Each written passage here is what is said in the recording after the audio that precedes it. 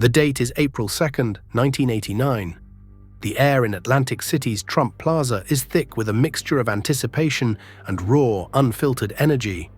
The crowd, a living, breathing mosaic of humanity, roars as two men, Arn Anderson and Tully Blanchard, stride confidently down the aisle. They are the brainbusters, and they are a force of nature. But to the discerning eye, to the true connoisseur of the squared circle, they are more than that.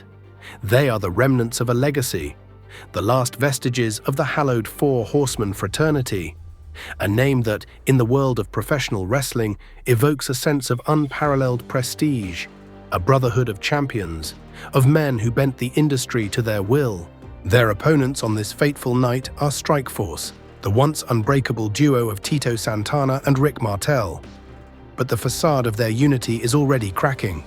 Martel, a man whose ambition eclipses his loyalty, is on the precipice of a betrayal that will shatter a partnership and forever stain a friendship. The match itself is a symphony of controlled chaos. The Brainbusters, guided by the Machiavellian genius of their manager, Bobby the Brain Heenan, are a study in calculated brutality. They move with an almost telepathic synchronicity, a testament to years of shared combat, of covering each other's backs, of knowing what the other man is thinking before he even thinks it. The crowd watches, captivated, as the Busters execute a series of high-impact maneuvers, their every move a declaration of dominance. Then, the inevitable happens. Martel, his face a mask of cold indifference, walks out on Santana, leaving him to the wolves. The end is swift and brutal. Anderson and Blanchard, with a predatory glee, hit Santana with a spike piledriver, a move that is less a wrestling maneuver and more a punctuation mark on a career. Anderson secures the pin and the Brainbusters are victorious. This was not just a victory, it was a coronation. A signal to the world that the Brainbusters had arrived, not just as a tag team, but as the premier force in the World Wrestling Federation. They were here to conquer, to take what was theirs by right. This was their moment, their destiny unfolding before them. They would go on to win the Tag Team Championship, dethroning the seemingly unstoppable Demolition and adding the Federation gold to their earlier reigns with the NWA Tag Team titles. Their dominance was undeniable, but in the cruel, unpredictable world of professional wrestling, destiny can be a fickle mistress. A single, unseen variable can change everything. One test, just one simple test would kill them, altering their careers, their lives, and the very landscape of the Federation irrevocably. To understand the shocking and abrupt end of the Brainbusters, we must first go back to the beginning, back to a time when two men, already established in their own right, came together to form a bond that would transcend the sport itself. Arn Anderson, the enforcer, was the silent, brooding conscience of the Four Horsemen, a man whose wrestling style was a testament to his nickname, precise, methodical, and devastating. Tully Blanchard was the flamboyant, charismatic antithesis, a man of cunning and guile whose smooth demeanor belied a vicious, calculating mind. Together, under the banner of the Four Horsemen, they were a match made in hell. They dominated the National Wrestling Alliance, winning the World Tag Team Championship twice.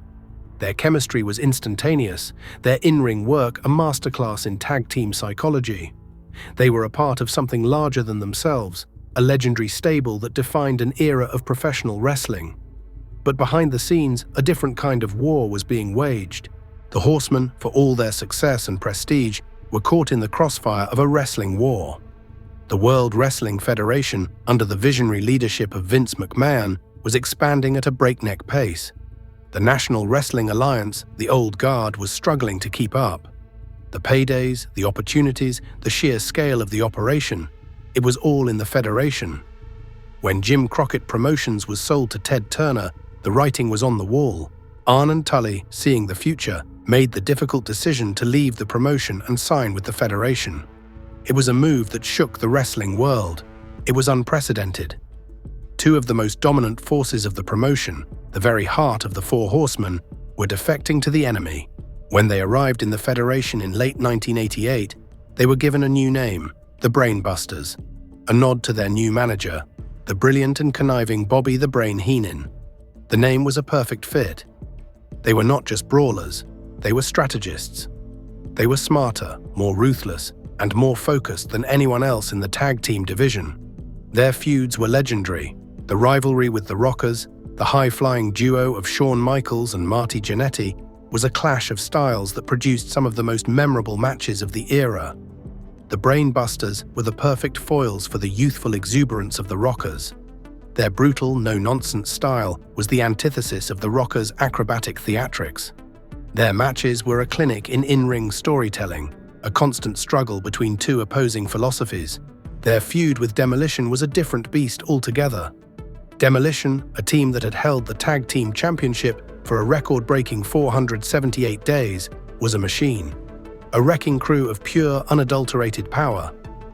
The Brain Busters, with their cunning and tactical prowess, were the perfect antidote. The culmination of this feud, a 2 out of 3 falls match on July 18, 1989, was a triumph of intellect over brute force. The Busters, with an assist from Heenan and the monstrous Andre the Giant, finally did what no one else could. They broke the unbreakable. They won the championship, solidifying their place in history and cementing their status as a legendary team. They had done it.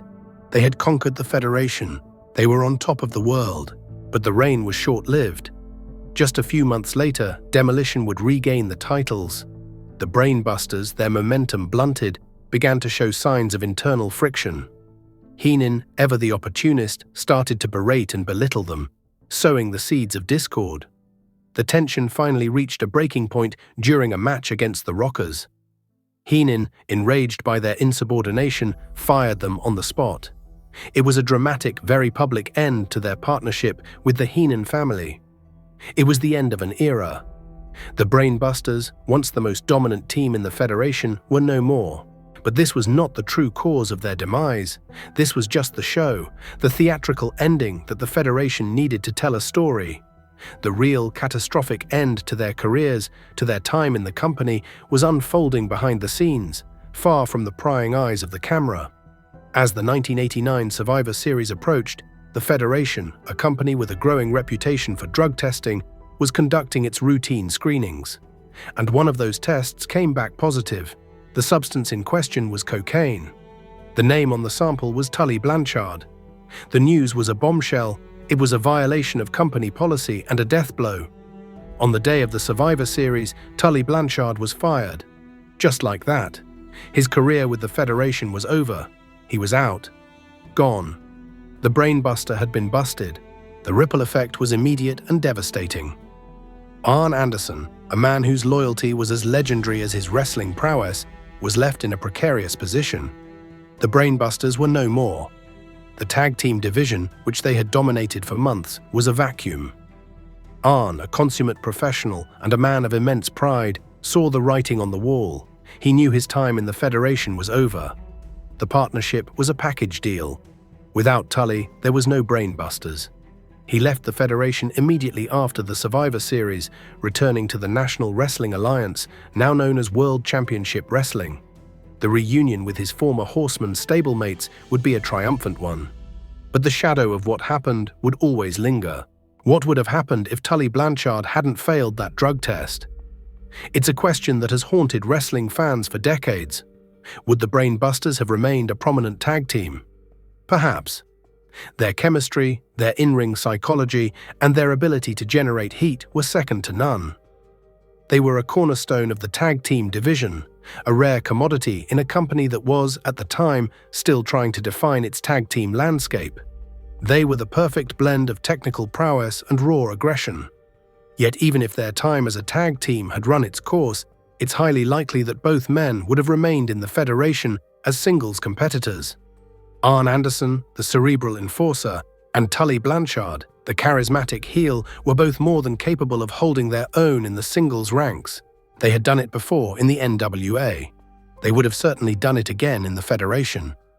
The possibilities were endless. They could have had a singles feud with each other, a storyline that would have been a showcase in psychological warfare. They could have gone on to challenge for the Intercontinental Championship, or possibly even the World Championship. They were both top-tier talents, men who could have headlined shows and carried a major storyline. Instead, this single, ill-fated test severed their time in the Federation completely. leaving fans with the lingering and pressing question of what may have been. The story of the Brainbusters is one of unfulfilled potential, a story with a sudden, unresolved ending. It's a cautionary tale about how one wrong move, one moment of weakness, can alter the course of a career, of a life irrevocably. They were a team of unparalleled talent and chemistry, a duo that transcended the simple concept of a tag team. Yet they were killed by a single poor decision, a sudden devastating ending to a story that deserved a much grander, much more fitting finale. Their legacy is one of what-ifs and could-have-beens. A bitter reminder that in the unforgiving world of professional wrestling, sometimes the greatest villains are not the ones in the ring, but the ones we can't see, the ones that lurk in the shadows, waiting for their chance to strike. So in the end, the Brainbusters remain immortal, not for the titles they won, but for the story they left unfinished, a haunting echo of brilliance cut far too short. Their names live on as a warning, and as a legend of what might have been.